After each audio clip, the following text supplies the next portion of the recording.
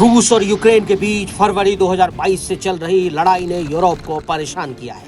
ये चिंता हालिया समय में ज्यादा बढ़ गई है। पोलैंड में परमाणु हथियारों को लेकर लगातार बहस हो रही है। देश के अपने परमाणु हथियार विकसित करने के पक्ष में कई आवाजें भी उठ रही हैं। एक पक्ष ये है कि पोलैंड में नेटो या अमेरिकी हथियारों का भंडार होना चाहिए। वहीं फ्रांस और यूके के पोलैंड को न्यूक्लियर अम्ब्रेला देने की भी चर्चा है। न्यूक्लियर अम्ब्रेला से मतलब एक परमाणु हथियार संपन्न देश की ओर से किसी गैर परमाणु सहयोगी को परमाणु हमले बचाव करने की सुरक्षा की गारंटी देना। एक्सपर्ट का मानना है कि रूस के यूक्रेन पर हमले ने यूरोप के लिए परमाणु खतरे बढ़ा दिए हैं। पुतिन की ओर से परमाणु हथियार पर बयान दिए गए हैं। नेटो ने रूस के परमाणु संबंधी बयानबाजियों को खतरनाक बताया। इन सब के बीच पोलैंड का नाम तेजी से उभरा। पोलैंड मध्य मोर्चे पर नेटो का मुख्य सहयोगी है। नेटो देशों को लगता है कि पोलैंड में परमाणु हथियार रूस पर शिकंजे के लिए जरूरी है। एक्सपर्ट का मानना है कि रूस के यूक्रेन पर हमले से यूरोप के लिए परमाणु खतरा बढ़ सकता है। पुतिन की ओर से परमाणु हथियारों पर जो बयान दिए गए हैं उसे लेकर कई गंभीर बयान भी सामने आए हैं।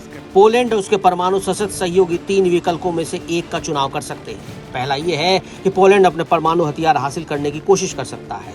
दूसरा है पोलैंड नेटो के परमाणु कार्यक्रम में आधार देश के रूप में शामिल हो। तीसरा ये कि वो फ्रांस और यूके से परमाणु सुरक्षा की मांग करे। पोलैंड के अपने परमाणु बल हासिल करने से जटिल सुरक्षा परिस्थितियों में दूसरे देश में भी परमाणु शस्त्रागार हासिल करने के लिए प्रेरित हो सकते हैं। इसके लिए कई तरह के खतरे बढ़ सकते हैं। पोलैंड के दूसरे विकल्प में नेटो के परमाणु साझाकरण कार्यक्रम में एक आधार देश बनना कई मायनों में सिफारिश करता है। सबसे महत्वपूर्ण बात यह है कि इससे रूसी नेताओं की ओर से पोलैंड को असुरक्षित समझने का जोखिम हो सकता है। पोलैंड के पास पहले से ही F-35 विमान है। इन्हें B-61 विमान गिराने के लिए डिजाइन किया गया है। यूरोप के परमाणु निवारण में फ्रांस की भूमिका अभी तक तय नहीं है। फ्रांस का कहना है कि उसके महत्वपूर्ण हितों में यूरोप सबसे बड़ा आयाम है। पेरिस नेटो के सम्मान परमाणु साझाकरण कार्यक्रम की पेशकश करने की भी रुचि नहीं रखता। इन बाधाओं को देखते हुए कई एक्सपर्ट ने पोलैंड को आश्वस्त करने के लिए फ्रांस ब्रिटिश ज्वाइंट प्लान का सुझाव दिया। 1995 के चेकर्स घोषणा पत्र के बाद से फ्रांस और यूनाइटेड किंगडम ने परमाणु सहयोग को और गहरा किया है।